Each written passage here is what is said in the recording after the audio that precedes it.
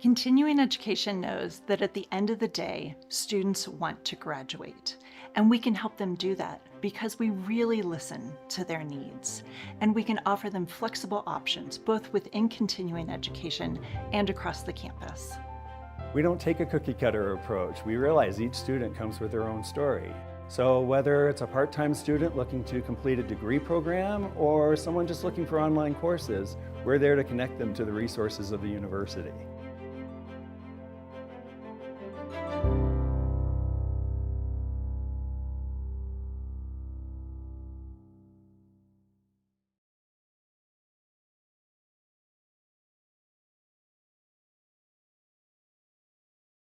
Thank you so much for joining us at the 78th Annual Conference on World Affairs. My name is Aaron Brockett. I'm the mayor of the city of Boulder, and I will be serving as today's moderator. So for those of you coming from out of town, welcome to our fair city. So today's date is Tuesday, April 14th, 2026. The time is 11 a.m., and the title is Show Me the Money, the Business of Sports. Now, before we get started, I would like to read the University of Colorado Boulder's land acknowledgement. The University of Colorado Boulder, Colorado's flagship university, honors and recognizes the many contributions of Indigenous peoples in our state. CU Boulder acknowledges that it is located on the traditional territories and ancestral homelands of the Cheyenne, Arapaho, Ute, and many other Native American nations. Their forced removal from these territories has caused devastating and lasting impacts. While the University of Colorado Boulder can never undo or rectify the devastation wrought on Indigenous peoples, we commit to improving and enhancing engagement with Indigenous peoples and issues locally and globally. We will do this by recognizing and amplifying the voices of Indigenous CU Boulder students, staff, and faculty and their work, educating, conducting research, supporting student success, and integrating Indigenous knowledge, consulting, engaging, and working collaboratively with tribal nations to enhance our ability to provide access and culturally sensitive support and to recruit, retain, and graduate Native American students in a climate that is inclusive and respectful. Thank you. Once again, welcome to CWA in today's discussion. We ask that all attendees remain respectful throughout the discussion and refrain from interruptions. Signs, banners, noisemakers, and other audible disruptions are not permitted and will result in those responsible being asked to leave the room. Time will be allotted for questions from our in-person audience, so we will take your questions via handwritten note cards. Please raise your hand if you have a question, and one of our fine producers, you can see them around here, will give you a note card and a pencil. Please print legibly so that I can read your question, and then raise your hand when you have a completed card, and a producer will collect it and bring it to me. And now we will get started. I'm going to ask each of the panelists to introduce themselves. I'll remind you that all speaker bios can be found on the website. So if I can just hear from each of you for a few minutes, a little bit about your background, and then a few thoughts about the overall topic of the business of sports, and then we'll go from there into some specific questions. So Fernando, if you could start, we'll go down the line. Yeah, good morning. Thank you very much, Mayor Brockett. Thank you, everyone, for being here today. It's an honor to be part of this incredible event. I think I was told before I came here that this is the 75th year. Is this 78th? Yeah, 78th year of this wonderful event, and so to be part of it is just an absolute honor. I'm Fernando Lovo. I'm the new Director of Athletics here at CU Boulder. Just so blessed and grateful to have this opportunity. I've been here for, I guess, almost 4 months now.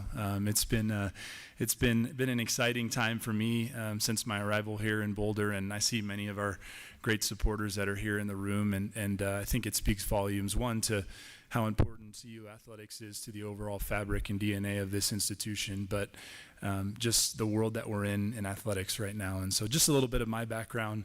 I was a really bad athlete growing up, and I tried as best I could to play sports, and I did. I played basketball, I played baseball growing up, but I knew that I was never going to play in college, and so I actually went to the University of Florida in Gainesville, Florida, and I started my journey as an equipment manager with the football program. I say it all the time, washing towels, folding jerseys, doing the thankless things that make a team run. And so, from there, I really understood the impact that college athletics has on the young men and women that participate in it. And so I knew then that wasn't a job for me, that it was a calling. And so I pursued that calling, and it's taken me a lot of places. I was at Ohio State University for a few years. I went to the University of Houston for a short time there, and then I was at the University of Texas in Austin for 8 years with a 1-year break in the NFL with the Jacksonville Jaguars in between. So saw a lot of places. Really fortunate that I spent a year in professional athletics, because I think that's some of the things we're going to talk about here as we talk about Show Me the Money and the professionalization of college athletics. And then I had the good fortune of being the athletic director at the University of New Mexico for a little over 1 year. We have some New Mexico connections here that we just figured out. I see Senator Shendo in the audience as well, so that we're represented here. But I got the call to come to CU Boulder to be the athletic director here, and just was overcome with joy and with this opportunity to come serve and be part of this great institution. And so really important conversation today. I think we all see, hear, read, whatever else it might be, what's going on in college athletics, and we're all wondering, what's the answer? How do we solve this? And so this is a really important conversation.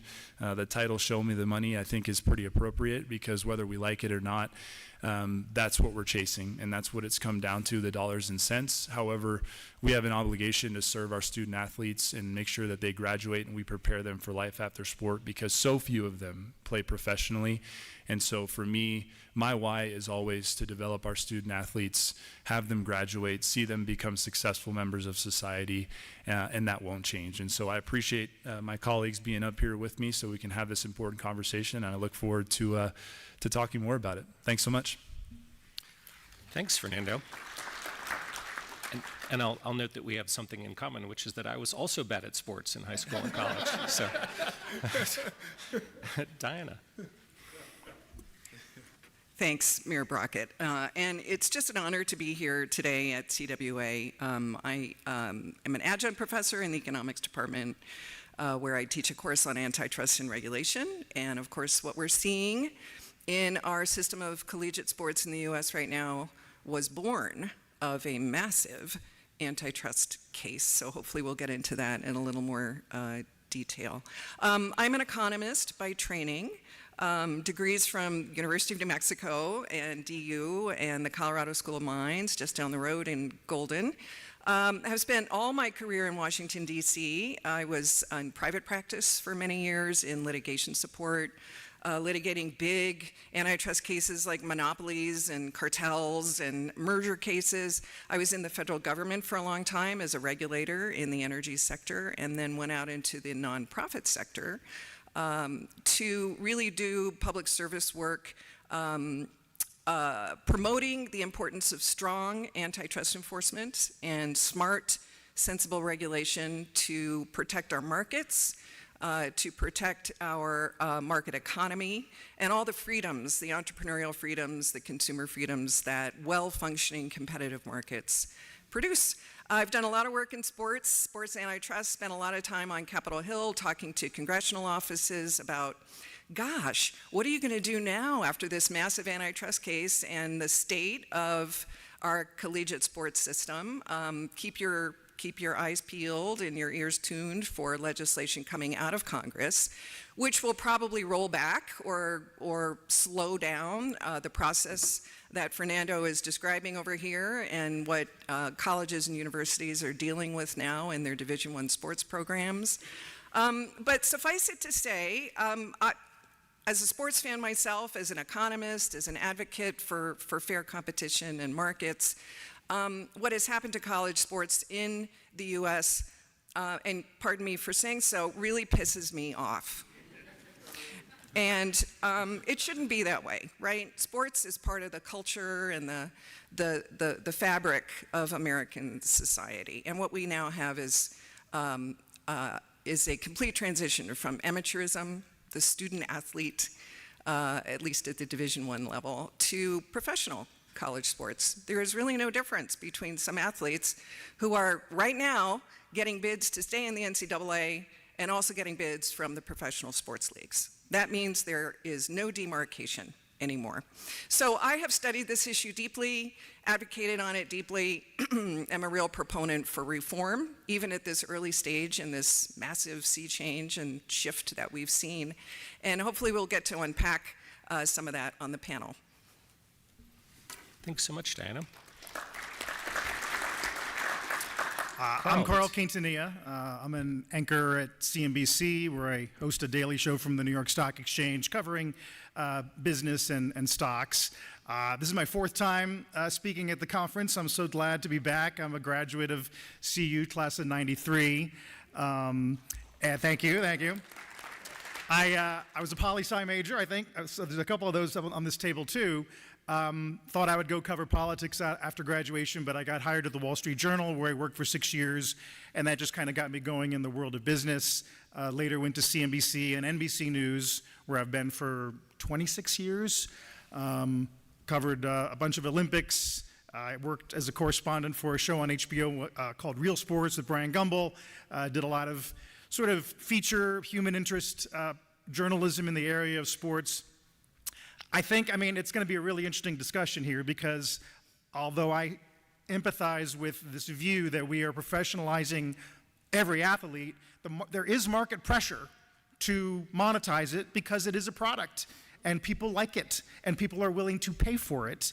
And so I think, to the degree I can help today, it'll probably be around explaining how Wall Street thinks of sports as an alternative asset, and how giant flows of money are coming into the space, which historically doesn't grow much. It's hard to start a new sports league. It's hard to expand an existing league. Pickleball was a huge success, but monetizing that is difficult. So you've got huge waves of demand, limited capacity, and that explains what we see when we talk about the Yankees and the Dodgers and the Celtics and the Warriors being valued at billions and billions of dollars. It's a tough discussion, but it's so important, because it crosses culture, it crosses economics, it crosses politics, it crosses geographies. Everyone around the world loves sports, and that's why it's really one of the few things the world has in common, and it's fun to discuss. All right, thanks so much for that. We do have truly an illustrious panel here with us today. So we are, of course, here at the University of Colorado, so how about we spend a little bit more time on how this is affecting college sports in particular. So maybe you all can speak to how that's evolved over the last few years and the pressures that we're seeing financially on college sports here right now. Yeah, I'll go ahead and get started. So if you look at over the last 3 to 4 years, I think you can pinpoint a couple of kind of events that really had a seismic shift on college athletics as we know it today. You know, the amateurism model is slowly fading away, as you said, and we live in a player, student athlete empowerment phase of college athletics right now. And I think, you know, for me, speaking for myself, I'm okay with that. I'm okay with the fact that our student athletes have a bigger voice than they ever have, because frankly, for many years, you know, we were generating revenue, significant revenue, obviously off of their name, image, and likeness, and the affinity that our fans and supporters have for college athletics. Carl, I think you're exactly right. I think in this world of divisiveness that we live in, I think the one thing that can bring people together is athletics.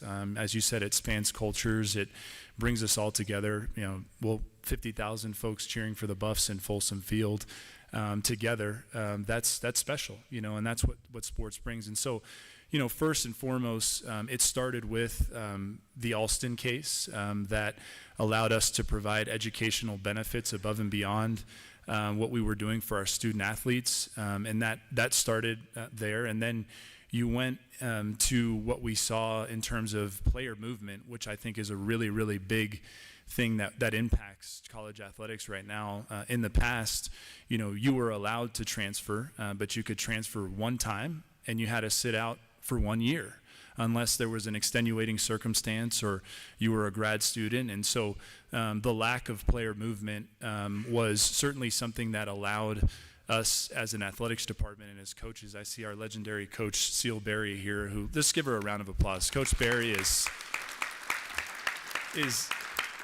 she's unbelievable, and the fact that she's here and around and can be a sounding board for me. I just want to acknowledge you, Coach, how amazing you are. But it was easier for coaches to build teams and for fans to support teams and say, oh, I like so-and-so, and I know that he or she's going to be here for 4 years, and I can buy their jersey and all of those things. And so then it went to, you could transfer once without having to sit out, and now it's free reign, unlimited. You can transfer as many times as you want and play right away. And so that's had a huge, huge impact on roster construction, on fan affinity, on belief, on love of sports, because the names on the back of the jerseys are changing very often, and that's hard for folks to understand. And then, then came the implementation of NIL, and that's a term that I think everyone's become familiar with. It stands for name, image, and likeness. And the NCAA, we talked about this before when we were in the green room, is for so long the NCAA was so restrictive, right? We as an enterprise, we were our own worst enemy.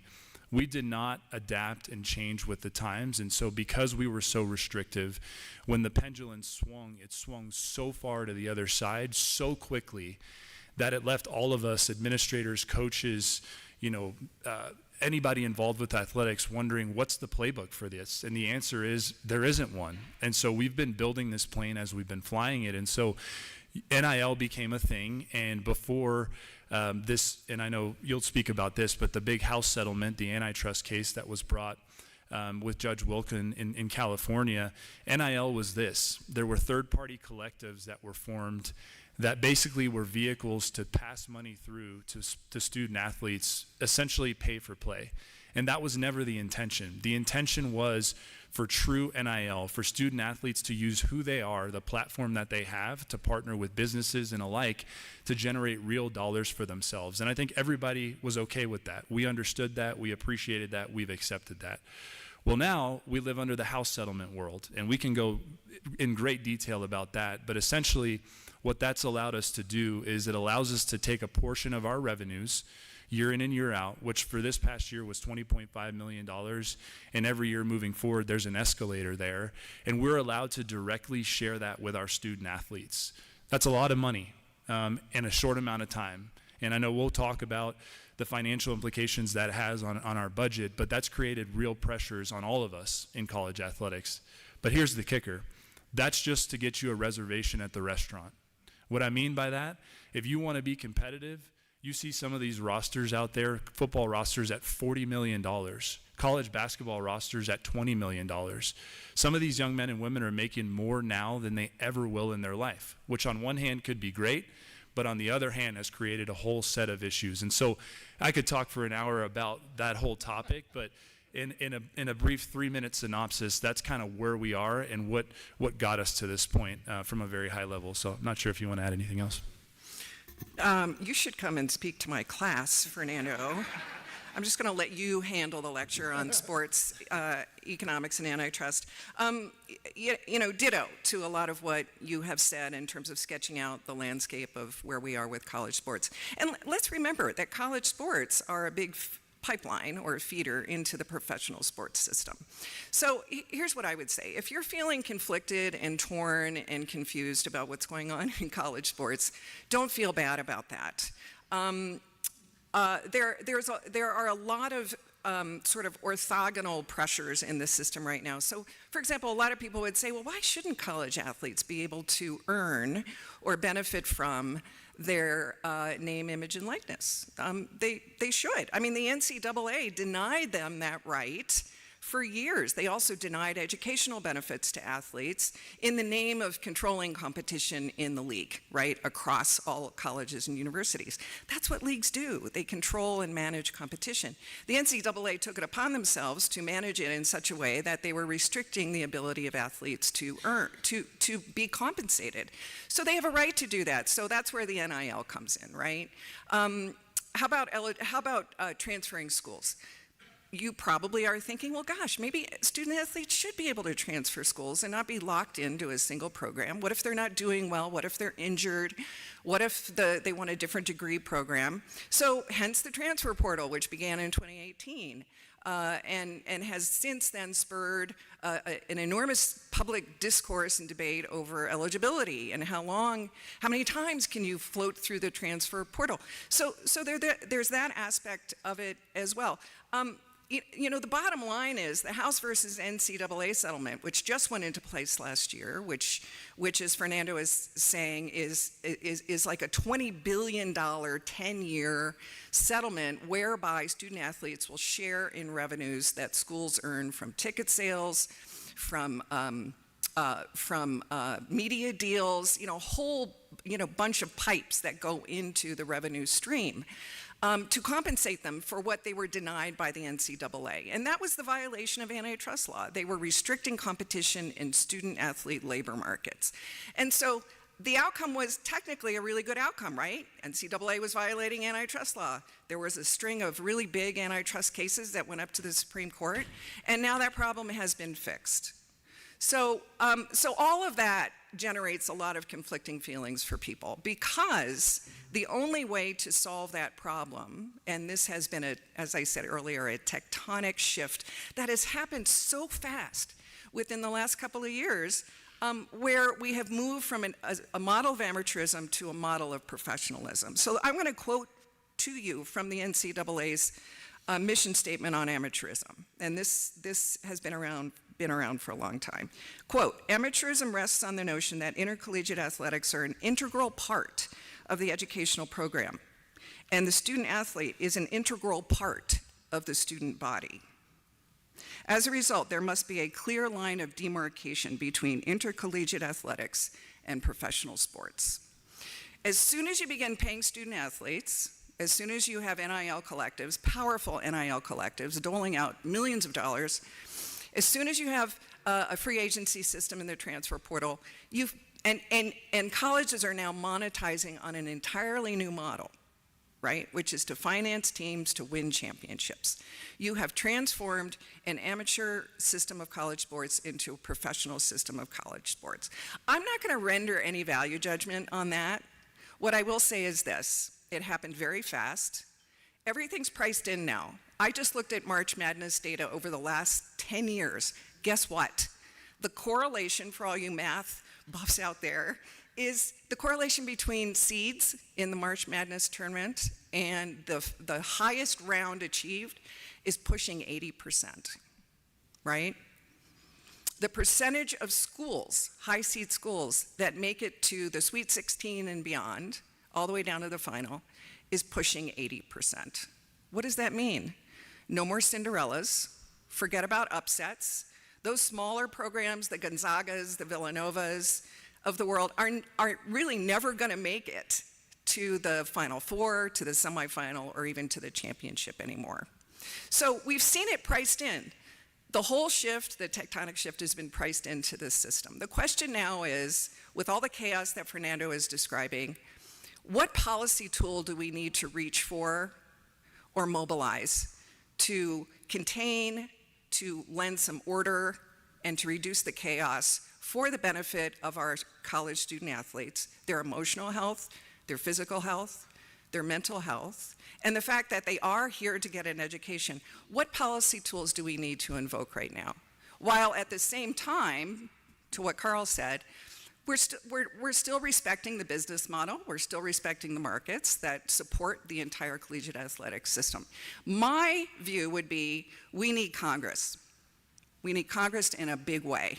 And Congress is way behind the 8 ball on this. It is a divisive Congress. It is a non-bipartisan Congress.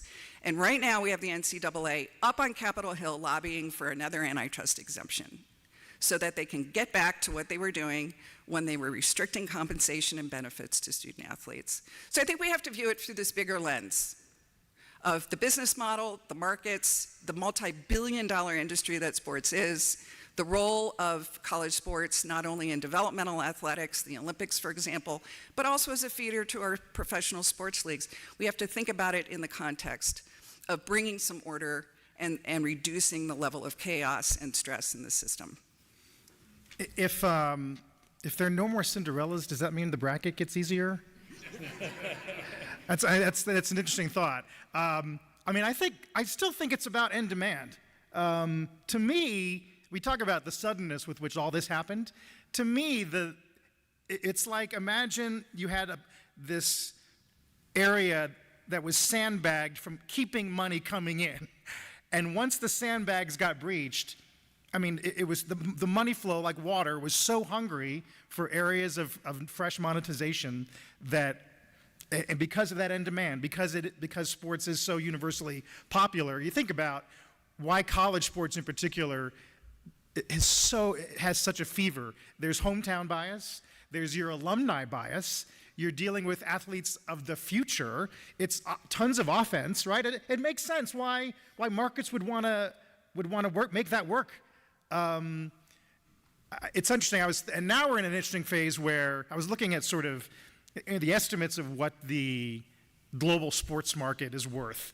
Its ranges are all over the place. But once you start rolling in the behavior that derives from sports, betting markets, poly market, DraftKings, tourism, sporting goods, then you're looking at valuations in the like $2 to $3 trillion range. So I just think markets were, to me, the artificialness of it all was the old regime. That's what markets, as an economist, I'm sure you would agree, that's what the problem was. That was an artificial construct that was inhibiting free markets. Fascinating. So you mentioned the betting markets. Maybe talk about how that's impacted, that flow of money into the betting markets has impacted professional and college sports. Well, I mean, I'd love to hear your thoughts on that, but that is moving so fast. I did a piece for Real Sports maybe 7 years ago on daily fantasy, where I did a profile of these Wall Street traders who had worked at Goldman on the markets desk and were trading currencies and fixed income, and they quit to go do daily fantasy, and they were wiping the floor with other guys because they had their models and they could construct, well, in this stadium with this wind speed and this pitcher against a left-handed hitter, and they were making more money than they did when they worked at Goldman. So you had all sort of unfair competition on that front, but that's like yesterday's news. Poly market and prediction markets. Obviously, you can bet on what Bitcoin's going to do in 10 minutes. They have bets where you can make a bet on what the price of Bitcoin, whether it'll be up or down, and I think it's 5 and 15 minutes from now. So the speed with which those, and of course regulators, you almost can't blame them. You almost cannot blame them for failing to keep pace. And we can't even pay our TSA agents. Do we really believe they're going to be able to tackle whether some bipartisan coalition on sports fairness? That's a much more difficult question. Yeah, I think there was actually a betting opportunity on the size of the attendance of this panel this morning, and I put a few bucks down, I'm not going to lie. Other thoughts, Fernando? Yeah, from that perspective, the thing I worry the most about when we speak on that topic is just the overall mental well-being of our student athletes. Now that they're making real dollars, it's added another element there that just has me concerned. Certainly there's a market for that, and in a free market system, you go make your dollars how you can, but you would be surprised, or maybe you wouldn't be, with the nastiness that is what our student athletes see from these individuals that are clearly highly leveraged in the betting world. And I think you may have seen a few months ago there was a rule that was passed that allowed college athletes to bet on professional sports, and quickly there, the NCAA and the membership got together and said, we don't want this. This is too dangerous. We're not teaching these young men and women the right habits of, now they're making money, how to manage their money, now you're able to bet and all of that. And so we actually are very methodical here at CU in terms of how we monitor that. we're not trying to catch anybody, if you would, but we also have mechanisms to where we're notified if somebody has an active account or something like that, that we go and have a conversation with them and remind them of what the repercussions can be for them as a student athlete. But beyond that, just make sure we're keeping in check with them in terms of, are you okay? Because there's a lot of pressure on these young men and women to perform, but now you add in all this external pressure because the money is so big in the betting industry that I'm really concerned for the student athlete well-being from that perspective. So we got to be mindful of that and find solutions there. I'll just add a couple of thoughts because we really are sort of in the midst of this, this existential battle in terms of how Americans bet on anything, not just sports, right? So those of you who are familiar with betting know that, book betting is controlled at the state level and it's highly regulated. And there are very powerful players in those state markets. Casinos, the tribes are very involved in betting. This is not a very competitive market. This is a market controlled by very powerful economic interests. Prediction betting is a whole different game. It's not only a different form of betting, which I won't get into and put you all to sleep, but it is a different size market. Prediction markets are national markets, right? All you have to do is pull up your phone and open up the DraftKings app or the FanDuel app or Polymarket, whatever, and you can place a bet, right? And that market is not regulated at all. So think about it. Heavy regulation, big dominant economic forces at the state level, big national prediction market, absolutely no regulation whatsoever. So coming from DC, working and operating in DC as I do, there is an enormous call right now for, again, congressional intervention and some sort of regulatory oversight by the CFTC on prediction markets. What can you bet on? Do we want as a society for folks to be able to bet on whether a missile strike reaches a target in Iran? Do we want that as a society? Do we want gambling addictions to develop in our young people or for any generation, for example? Do we want betting on election outcomes? I mean, these are just a few questions, but it's all happening right now because it is absolutely a complete unregulated free-for-all. And I don't think that's going to last for much longer. And I think, as we've heard from Fernando and from Carl, there are many forces at work here. And again, it's a policy choice about supporting markets to the best that we can because there's demand for these products and services, but at the same time, putting into place some sort of guardrail regulations so that we don't have these adverse spillover effects and externalities in our society. I would add too, on the betting societal wave that we're in, that media was entirely complicit in making that, in fanning that flame, because we're doing a panel later today on billionaires owning media, and then there's so much discussion about how much media has been fractured, and that's why sports is so valuable, because it's live, you can't tape delay it, it crosses languages, and so that's why so many of the top rated shows on any given night are sports related. But being under such pressure, these media entities saw the betting dynamic and knew that would keep eyeballs, and so you had partnerships with these betting entities and Disney and ESPN and other sports leagues, because you knew that incrementally you could get someone to watch, keep the TV tuned to your channel for an extra 15 minutes or whenever this next parlay would pay off. And you talk about forces at work. I think it's hard to ignore what media's done on that front.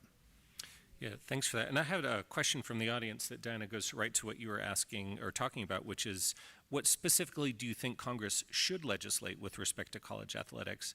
And I'll pause for a moment to say that hoping that Congress does something is sort of like hoping that the Rockies win the World Series. It's a little bit futile maybe, but I'd be interested to hear what you think they should do.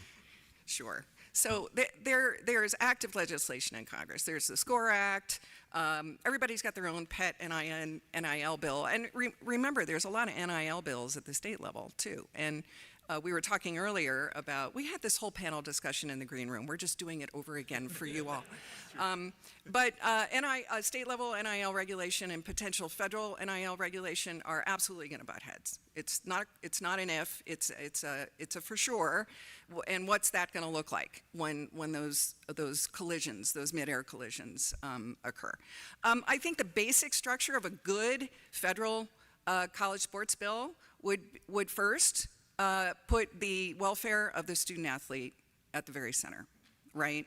Health, safety, educational achievement, getting that degree program. I think Fernando is the expert here on this, but these student athletes under the new system in the new world are not getting their degrees. I mean, that's fallen way off. Do we want that for our student athletes? Again, a societal choice that only Congress can address through legislation. The big sticky thicket that we're dealing with now is whether student athletes should be classified as employees of universities. If you're classified as an employee, then you can potentially engage in collective bargaining, you can unionize. I've done some work with the College Football Players Association. They are out there generating interest in a more structured collective bargaining arrangement. If you classify students as athletes, as employees rather, then you're into a whole new Pandora's box of legal issues and other types of issues. That's going to be a really tough one. So some legislation addresses this, other legislation does not. I can tell you what should not be in the bill, again, is a big fat antitrust exemption for the NCAA so that they can go back, again, to doing what they were doing and restricting compensation and benefits to student athletes. There's no perfect bill out there right now, but the longer Congress waits and the more lack of bipartisanship we get out of these bills, and we really should be able to pull it together as a country in a bipartisan way on a college sports bill. The more we will see this type of chaos and these concerns around our student athletes and the welfare of the student athletes continue to bubble along until we reach some sort of breaking point or crisis point. Thanks for that.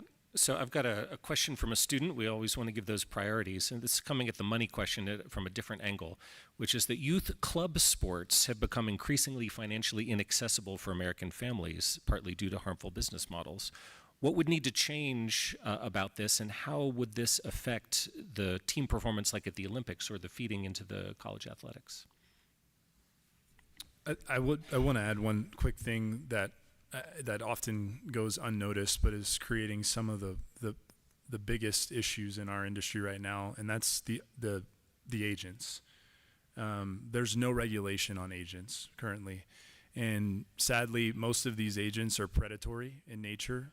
They're not in it to help these young men and women. They're in it to make money for themselves, and they're creating an artificial market that, frankly, is detrimental to, obviously financially, these young men and women are reaping the benefits of it, but there's no regulation on agents. So some sort of formal regulation, like coming from the NFL my year in the league there's clear guardrails on agents. They have to register. There's a set percentage that they can own, because you would not believe some of the conversations I've had with agents over the last year and what they're looking to get and make off of these young men and women. It's really scary. But to that question, I think, one of the things that we're really passionate about here at CU Athletics, and this was long before I got here, and Coach Barry can attest to this, is we're really proud of all of our sports, particularly our women's and Olympic sports. We have a great tradition there. We have great history, and we have great passion for supporting our women's sports and our Olympic sports. I mean, it's amazing. You go to a women's basketball game or a soccer match or volleyball, our fans loved supporting those programs. And when we look at, what this has all caused, is there's this fear, and it's justified, that this is going to harm Olympic sports and it's going to harm those non-revenue sports, because there's just not enough money in the system right now for college athletics, for programs to be good at everything.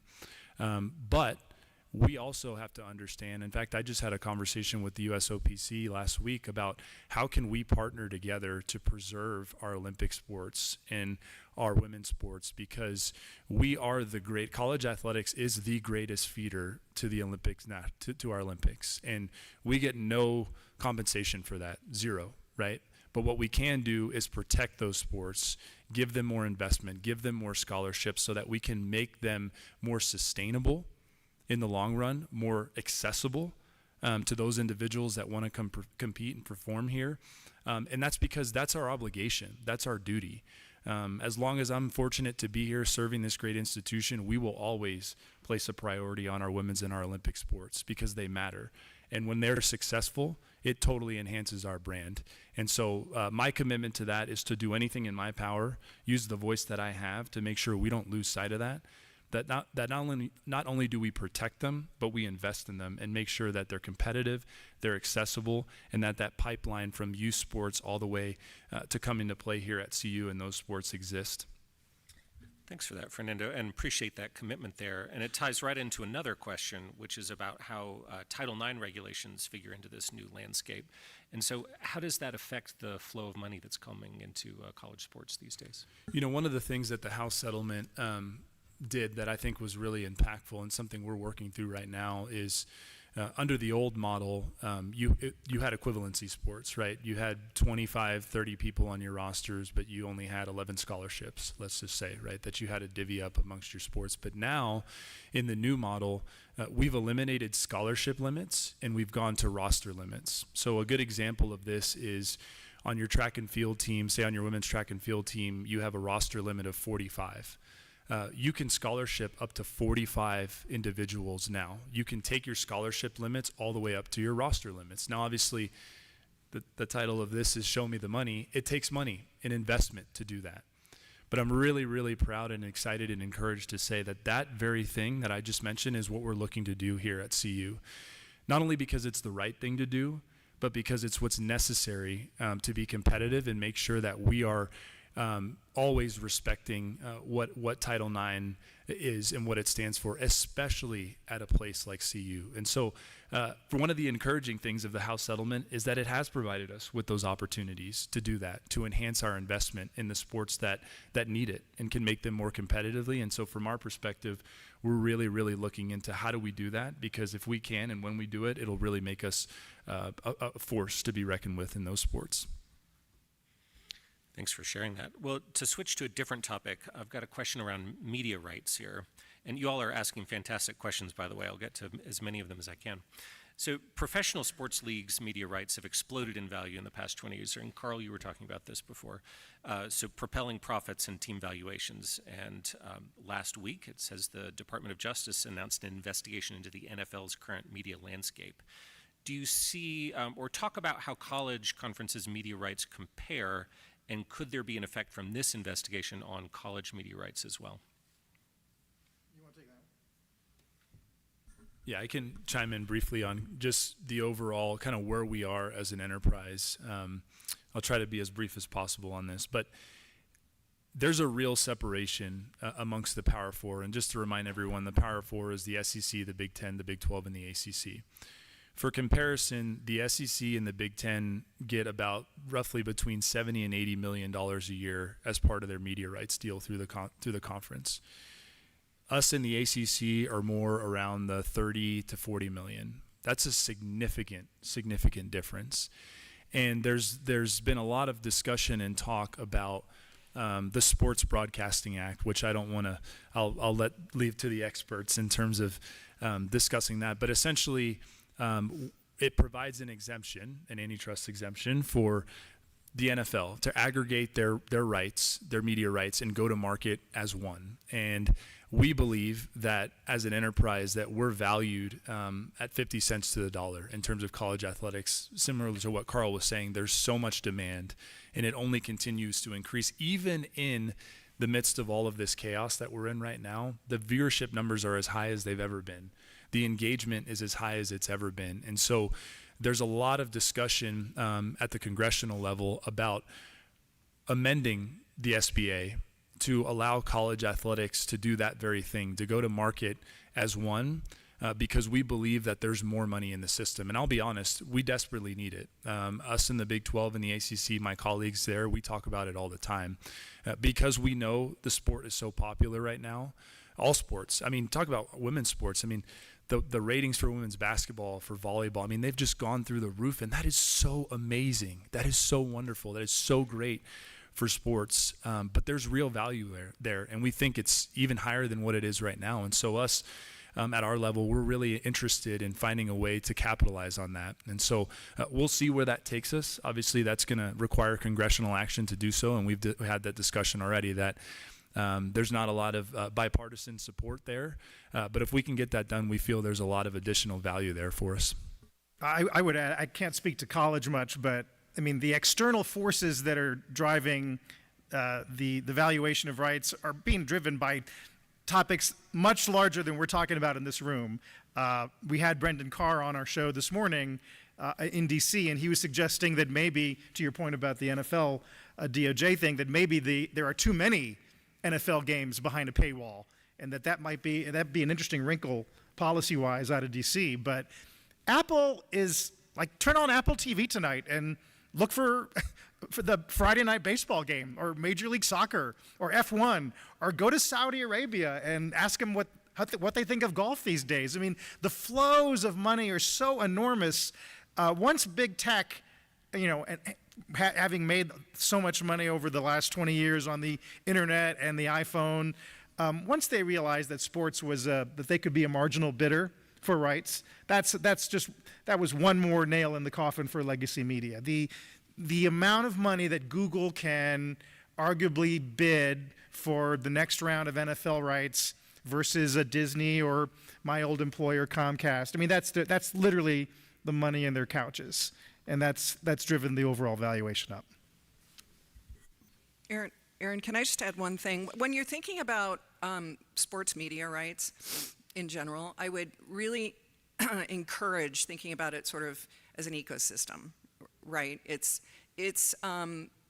We have teams. If you're just looking at sports, we have teams. We have regional sports networks, which are now almost a thing of the past. We have aggregation of media rights. How the leagues negotiate those media rights is, as Fernando was saying, is a big antitrust issue. Do they negotiate as one, as a league, as essentially a monopoly, or do they negotiate those rights as individual teams, right? That's the kernel or the core of the debate. Is it a bunch of competing teams, or is it one single entity that is doing all the negotiation? What I want to add is take a look at the downstream distribution market, right? Look at what's happened in the streaming market with the explosion of competition. And of course, high-profile news, the Netflix Warner Brothers deal, it now has toggled to Paramount Warner Brothers. That's become a highly politicized deal at the FCC and elsewhere around free speech and things that we're not talking about on this panel. But nonetheless, we have a bunch of streaming services. We also have the traditional cable services who are regulated by the FCC.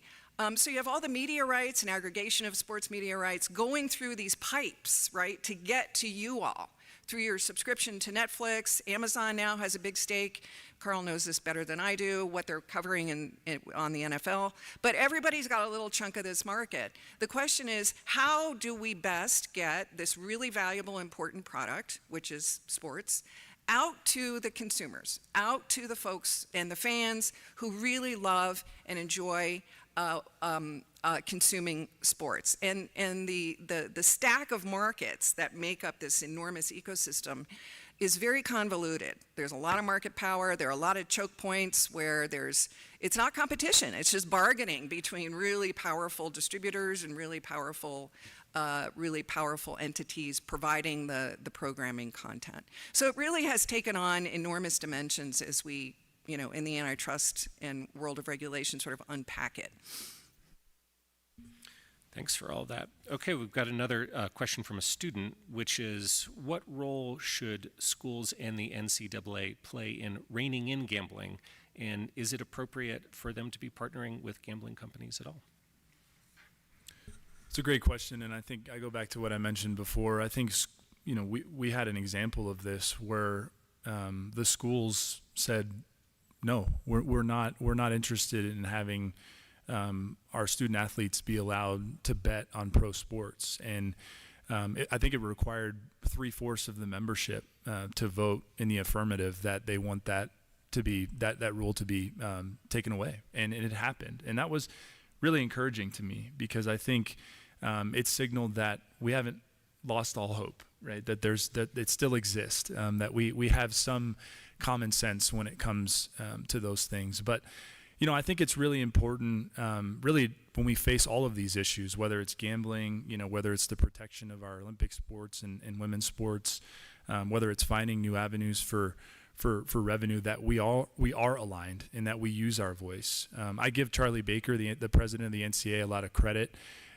for kind of his approach. I mean, I think he said, I heard him speak the other day, he had 360 something committees that he had when he got there, and that's just not a productive way to do business with 360 committees, and now he's down to 80 something, right? And so we're trying to streamline the way that we make decisions. We try to give the student athletes a voice, but us being unified towards these issues is critically important. And I can tell you that here at CU specifically, we have incredible leadership. Our board is aligned, our president is aligned, our chancellor is aligned, and everyone understands here that we have a big voice because of who we are. And so we're going to continue to be at the forefront of those discussions because we need to be. But yeah, it's critically important, because if we lose our voice, then we lose all hope. And that can't happen. That cannot happen right now. So we're going to continue to push on that end. Working in local government, I can sympathize with committee overload.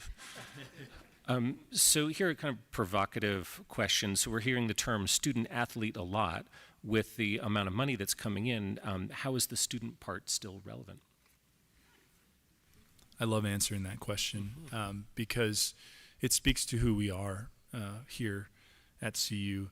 Last fall, we had the highest GPA ever for our student athletes, almost a 3.3. In the midst of all of this change and disruption in the system.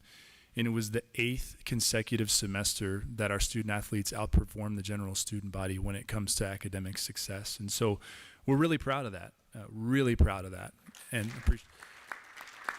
And every chance that I get, I mention that because, when we have our student athletes for 3 to 4 years, we have over a 90% graduation rate. That's incredible.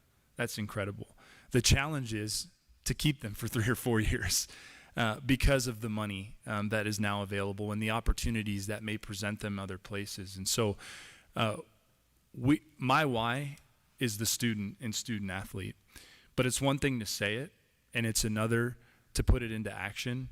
And I can tell you, any chance that I get with our head coaches, we talk about academics first. We talk about the student part of the student athlete.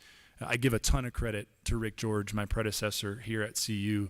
He had the wherewithal to start the Crawford Whole Student Athlete Program, which focuses on all of the holistic development of our student athlete: mental health, career development, leadership, academics, sports science, sports health, sports medicine. All of those things live under one umbrella, and we continue to pour resources into that. And so I'm not going to deny the fact that this new world of college athletics has made people skeptical.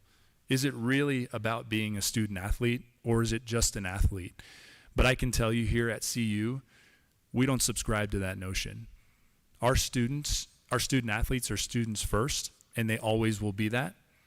And I think the accolades speak for themselves. And so I'm actually really excited that we've been able to maintain that integrity, and we will continue to do so because it's very important to us, and I know it is to all of us, right, that are here in this room today. We never want to lose sight of that, and we won't. I just want to add one thing on this, because I teach at CU, and I have taught here for 20 years. I used to have a lot of athletes in my class. I teach a higher level, 4,000 level course. It's an elective, it's not required. You're in there because you really want to be in there, not because you have to be in there. But nonetheless, I still got athletes. I had basketball players. I had Jordan Dizon in my class. He went off to play for the Detroit Lions. He was an A student. I've had skiers, I've had golfers, I've had lacrosse players. The number of students I have in that class has fallen off dramatically in the last, I would say 10 5 to 10 years. Maybe it's because my class doesn't kind of make the secret list of athlete-friendly courses, but it's interesting that I've seen this sort of downshift, over this period of time. And I'm going to attribute some of that to the shift and the change in college athletics. I will say this, I have a daughter who played Division III soccer at a small liberal arts college, at Rhodes College in Memphis, Tennessee. She was a student athlete. Division I players right now, under this new model, are athlete students. You just have to flip the two words. But that comes with, that's loaded. It comes with a lot of implications about how they spend their time, how their access to educational resources on campus, whether they're sequestered and have their own tutors and their own health system and their own food system, or whether they are actually integrated into the fabric of the student body. And I think we can all admit that that does not happen in big, high-revenue D1 programs. I will say this, what you're saying, Fernando, gives me a lot of hope that perhaps what we see evolving here is a best practices kind of model. This is still new stuff for universities, despite the fact that a lot of these financial changes and shift to the new model are already baked in the statistics, as I referenced earlier. But colleges are sort of finding their way. You know, what do we like? What do we want? What do we do not? What don't we want for our students? So maybe we're in a best practices phase here where colleges and universities are actually going to set the mark for how to manage this new system that we're in and try to preserve some semblance of amateurism for their athletes. Thanks for that. Well, so things have been changing very rapidly in the last few years, but you all are very much experts in this area. So I'm curious for you to get out your crystal balls and maybe anticipate what might be coming over the next handful of years as these issues evolve. And Carl, I'd maybe look to you for the overall sports picture to start, and you know a great deal about finances as well. What do you see potentially coming down the pike? Well, I think that's a good question. One thing's for sure, that I'm just looking at the markets today, and the S&P has basically erased its losses since this conflict began in the Middle East. And the economy, or at least the market's willingness to accept that we're in such a dynamic age, and we really haven't gotten to AI. We're just now beginning to talk about it as a real thing, but that'll be a story in the next year. I guess my point is, it's hard to make any predictions about anything. But I keep coming back to this globalization issue. I was thinking today, I did a piece once, I was in Beijing with a player named Stephon Marbury, who was a great NBA player. He had gotten too old to play here. He went to China, he was still young enough to play, and we were taping a segment with Marbury in the shoe store in downtown Beijing, and the shoe had been designed for him, and we were about to set up, but the crowds outside had learned somehow that Marbury was inside, and we had to get all our stuff and get the hell out of there, because they were going to flood the store, and security was a concern. And I just remember thinking it was like being with the Beatles for a guy who was already aged out. And I just remember thinking, what a comment about the global universal hunger for this thing we call sports. And so I guess I would just look for increasing rates of revenue coming in from sources that we don't expect. It's not all going to be big tech or the Saudis. This isn't. It's been with us forever. It's not going anywhere. We're trying to iron out some wrinkles, like we're talking about today, but it's something that is very human and emotional, and I think markets will continue to support that everywhere.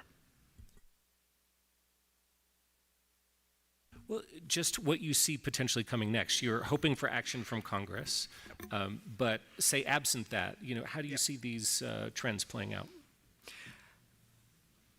So I think the big question we're asking now, and this is sort of a data information-driven question, is this sea change in college sports worth it? And when I say worth it, what I mean is universities are in this melee of developing, mobilizing, amassing the financial resources necessary to put together rock star teams that will perform. And when I say perform, I mean win championships. Because championships come with huge windfalls, right, for colleges. Media rights, to increased enrollments, although it's a little iffy about whether we're seeing that link to increased enrollments. It's just enormous financial windfalls. The investment that is going on, remember, this is all required under the House settlement. This isn't voluntary for schools to be doing this. They have to do this. They agreed to the settlement. The judge in the Northern District of California signed off on the settlement. They are paying close to $3 billion in back damages for denied compensation to athletes. And they have this 10-year, this decade of revenue sharing to the tune of about $20 billion between the athletes and the schools. This is not voluntary, it is required. Some schools are staggering under the financial burden of agreeing to this settlement, and they are cutting programs. They're cutting low revenue, no revenue programs. The whole thing is being restructured. For those who have restructured and are gonna focus on men's basketball and women's basketball and men's football, the question now is this all worth it for them? And that hooks back into what are the results so far? Well, is an 80% correlation between your seed and March Madness and your ability to reach, beyond the Sweet 16? Is that going to do it for you as a school, as an administration, as the athletic director? Are you willing to pay that much to boost your statistics to that level? It's not 100%. Nobody's going to get to 100%, right? So I think the schools are going to be doing this internal analysis and evaluation. Once that question gets answered, once the money question gets answered, I think we're going to start seeing retrenchment, and we're going to see reorganization in the post, antitrust settlement world. And I think we're already starting to see some of this. It's a huge shakeout coming. And we may see consolidation amongst the leagues, who are now actively speaking to private equity investors, even though these are nonprofit institutions.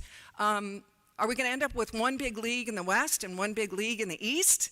And that's going to be it for college sports? I hope not.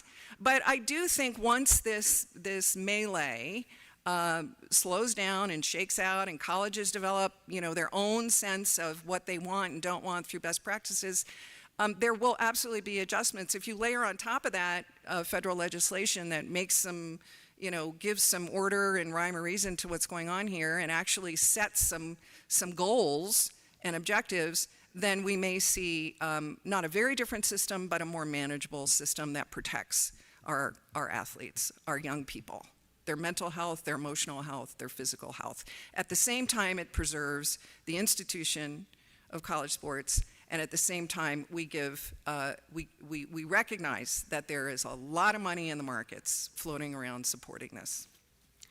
Fernandos, I turn to you. I've gotten a few questions about people concerned about how the financial pressures will affect CU athletics and then CU's bottom line finances. So as you look to the future in the next few years, how is the institution going to make sure that the effects of all of this money is positive on the institution as a whole and for the student athletes? Yeah, it's a great question, and it consumes my thoughts all day, every day. When I look into my crystal ball, I see myself in 5 years with no hair because of the stress that the system's under. But so here's the thing, and you just said it so wonderfully, Dr. Moses, is that, or Dr. Moss, excuse me, that when the House settlement went into effect, I had folks say to me, "Oh, great! Now you get to share $20.5 million with your student athletes. When does the NCAA send you the check?" And I said, "They don't. That's not what's going on." So immediately overnight, we had a 20.5 additional expense in our budget. It's a lot of money, a lot. And then to make matters worse, as part of the back damages that you were mentioning, we also saw $1 million reduction in our NCAA distribution per year to help fund those back damages. And so again, I'm great with that. That was a harmed class, and the judge deemed them to be harmed. I could tell you this, that if we went to trial and the damages were trebled, it may have bankrupted the whole system. We may be better off with that, and to be honest, because when we agreed to this settlement, we thought at a minimum there was going to be rules that would help, circumvent some of this chaos that's going on right now, because the financial pressures are enormous, are absolutely enormous. But I would tell you this, a couple of things. One, we have to diversify our revenue streams. The revenue streams that we relied upon in the past to fund our department just aren't enough anymore. We're in the entertainment business. We have to have concerts in our stadium. We have to be generating revenue 365 days a year. We have to have patches on our jerseys. We have to have names on our facilities. We are fully a professionalized model, and we have to act that way in order to generate that revenue. But I will tell you this, and I agree with you. Is it an exact one-for-one correlation that if you win, when you win, that you see an increase in enrollment? I think there's noise in that system, right? I'm not going to sit here and say that there is a direct correlation to that, although I do feel that it certainly helps.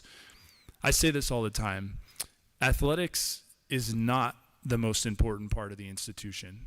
It's not even close. What's going on this campus is saving lives, changing lives, creating better members of society, hitting issues first, head on that are impacting our country. But what athletics is, it's the most visible part of this institution.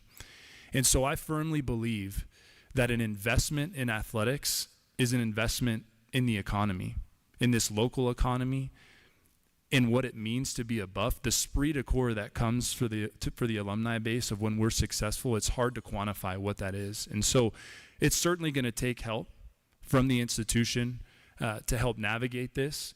But I do think there's a real legitimate return on that investment if we do it the right way. And we will here at CU. It's just doing it the right way now looks a lot different than it did 15 years ago. So we have to continue to evolve and adapt because I do think that even under the stressors that we're facing now financially, that the increased investment both from our supporters, our donors, our fans, you name it, to the institution is worth it because of the return on that investment that athletics brings to the institution. Well, that was an inspiring wrap-up pretty much there. I think that was perfect. We're just about out of time, but thanks so much for those insights. And I'll just turn to Diana and Carl to see if you want to offer a last thought before we wrap up here. We've done over the years, I think, Chuck, we've done a few of these types of panels on sports and drilling down on NIL. And it is, there's a lot of hand-wringing and because policy is difficult and economic models change and they're difficult. But I would say that there's probably never been a better time to be a college athlete or an athlete of any kind because of what it brings us. You think about how much friction there is in virtually every other part of our lives. But, whether you speak, my buddy is leading right now an investor group to bring an American Football League to Mexico called the LFA, where he thinks they can expand the number of teams there and be a 10-bagger on his investor returns. It's just there's something about it that's heartening and it soothes us over difficult times and it elevates our good times. So I think the message of the panel should be net should be optimistic. Athletes, they kind of rule the world. All right, Dana passes. So that brings us to a close. If we could have a huge round of applause for our phenomenal panelists here.